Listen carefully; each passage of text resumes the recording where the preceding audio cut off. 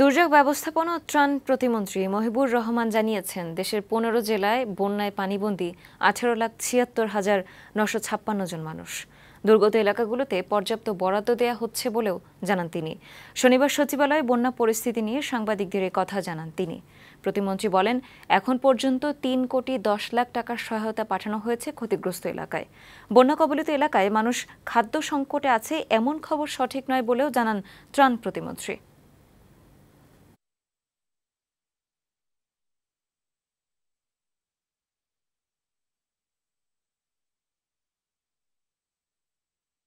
যে কোনো সমস্যায়, যে কোনো দুর্যোগ মোকাবেলায় আমরা সারা বছর প্রস্তুত থাকি।